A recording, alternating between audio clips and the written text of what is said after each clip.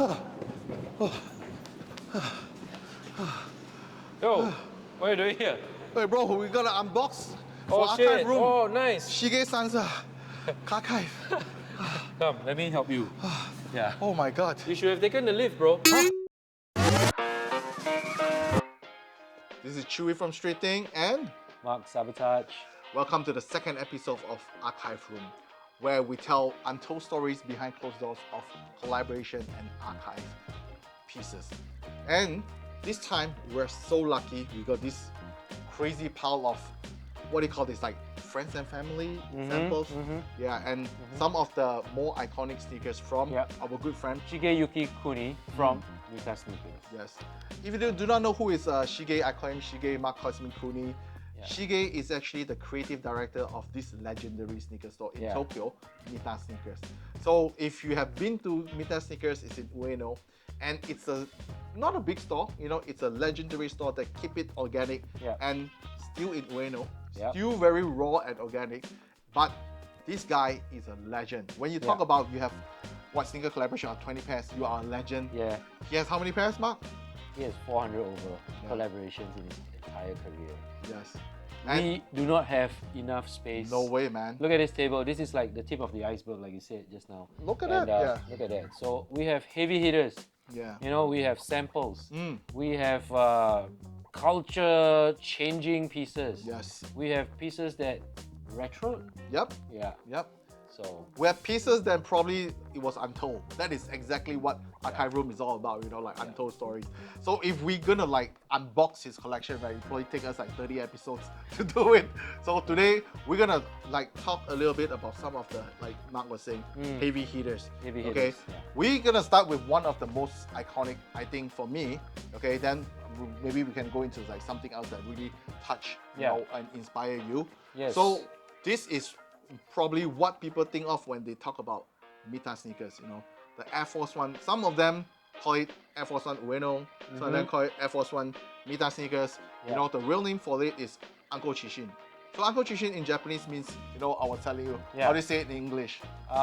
You gotta respect the past to create the future. Exactly. So this is a strong Japanese belief that, you know, we need to pay tribute to the past, you know, to know your roots in order to create a better future. So this is the concept behind the whole Air Force One that he has created. And we have two pairs here. So this is probably the friends and family pack. What's the difference? Yeah, you can see the Ueno. Oh, yeah. I see. And one thing about Mita Sneakers, if you know, he always paying tribute to where the shop is based in Ueno. Ueno. Yeah, the Taito, meaning the east side of Tokyo, where it's a little bit more, still kind of like nostalgic, like old school. Yeah, I love that. You call it Old Tokyo? Yeah, like old Tokyo, yeah. So they call it old Tokyo, whereby you can still see a lot of that. That is what I think Mita Sneakers represent, right? A little bit of that kind of old school retailer that really showcase, and they, up to today, you know, Mita-san, the owner, okay, of Mita Sneakers, still at the store. You know, if you go there, he's still at the store greeting you, selling you sneakers, going back to the storeroom to take out another pair of shoes for you. Would you say they are kind of like a mom and pop store still? Yes. My God. And I think they want to remain that way, you know, to make themselves very different from the new school retailer. I heard they started out selling slippers. Yes. Right? Yes, you are right. Yeah. So they weren't at the original location, Ameyoko. They were at another zone in Taito as well. Okay. So I think one day Shige was driving me around and he showed me like that was where Mita-san started selling sleepers. You know, that humble, is the talk about humble beginnings. And they are still very humble up to today. I think that's the difference between like when you are that's like a Taito kind of attitude, very low profile, very humble, you know. It's very different from the rest of Tokyo, you know, which I really appreciate. It's really a humbling experience, like going there, right? So back to the shoe, like this, paying tribute to Ueno. So Ueno is where Mita Sneakers is at. Yeah. So you will see the green, you know, like now, you know, now we start to see so many green color sneakers, right? And they have done it like what, like mid. When was this released?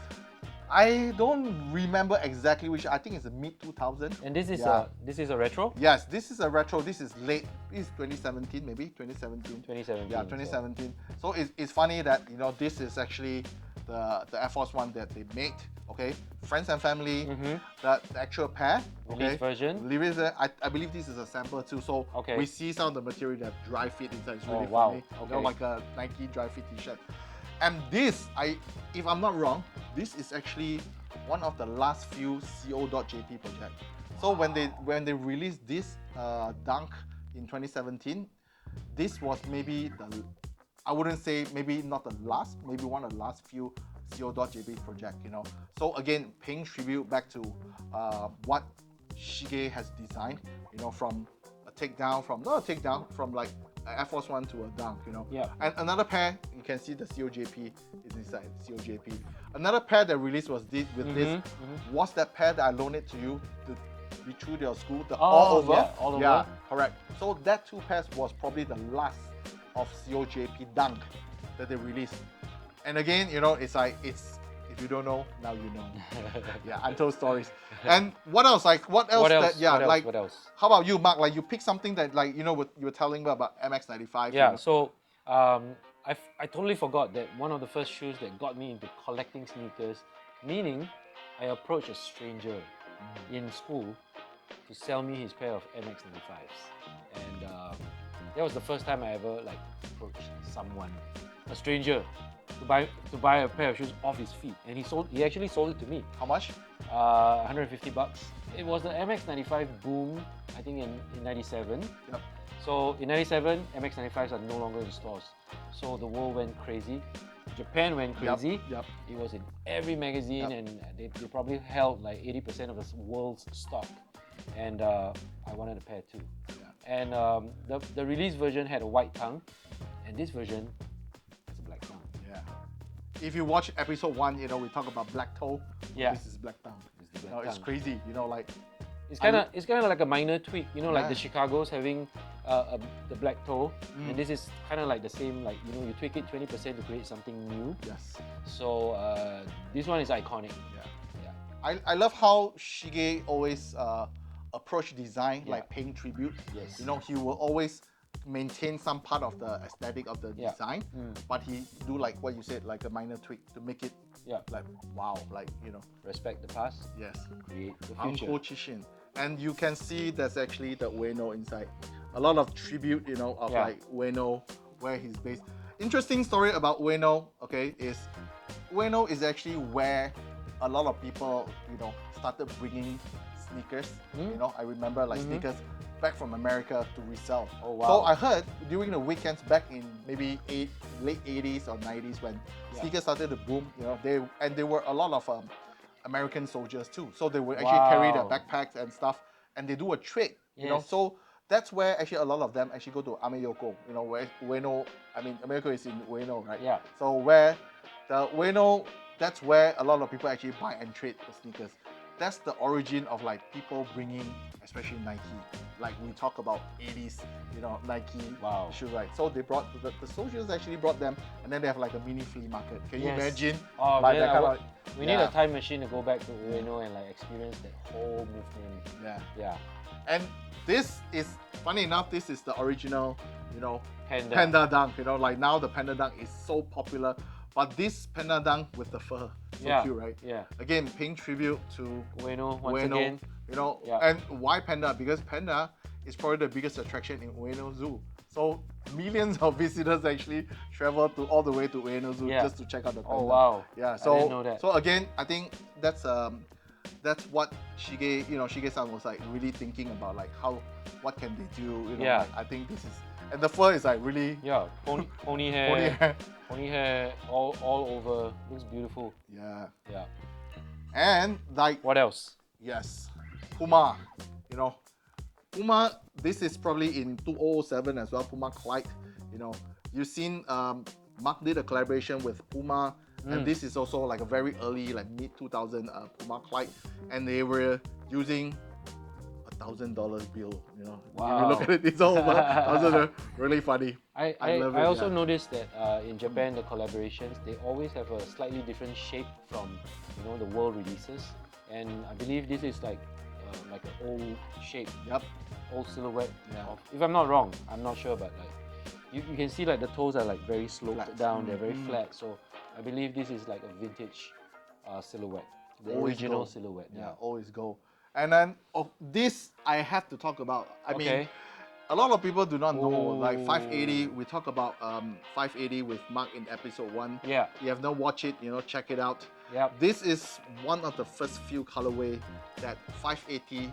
Okay, not the first few colorway of original 580, Yeah. but this is the first few colorway of 580 that Shige-san created. Okay, for the whole 580 movement. So if you know, one of the most known was the Mad Hectic collaboration, the Stussy collaboration. Stussy collaboration. Yeah. So this is probably one of the earliest colorway that they created, and a lot of the collaboration, I always ask Shige-san, like, I see Mad Hectic collaboration with Stussy, but I don't see the name Mita Sneakers attached to it. Yeah. So his answer was, the name is too long. So if you have like New Balance, Mad Hectic, Stussy, and Mita Sneakers, so on the shoebox, right, he said the name would be like super long. So he said it's okay. Sometimes doing a collaboration is not about claiming that name ownership, but it's about that official collaboration and have the friendship and the whole idea behind it. Conveniently excluded himself from the collaboration. Yeah, so that is the fun fact of like the 580.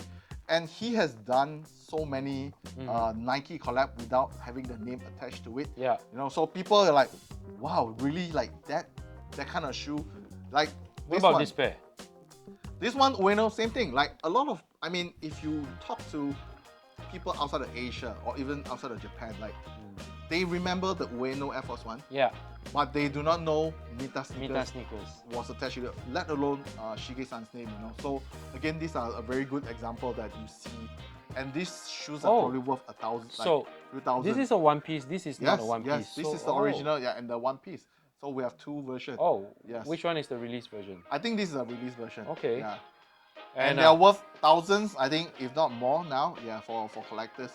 Yeah, it's crazy. Fun fact, the graphics are done by Sneaker Wolf. Yeah, shout out Sneaker Wolf. Shout out Sneaker Wolf. He's an amazing artist. Check his work out, and he has contributed so much to sneaker culture as well, and worked closely with Mita Sneakers. Yes. Check him out. Yeah. And while talking about not having the name attached to it, do you remember this pair of crazy shoes? Yes. Like, back in like what, early 2000, they loved using the free sole. Nike Free. Nike Free sole, and like doing a hybrid, Was this the first time a hybrid was being done? Maybe not the first, but maybe one of the first. One of the first? Yes. So, you want to dissect the collaboration? I think the toe, it comes from the Air Trainer one, Air Trainer ones. Yes. And this is obviously an overall dunk silhouette and the free sole. Yep. And would you say the colorway is inspired by outdoorsy ACG almost? Sure.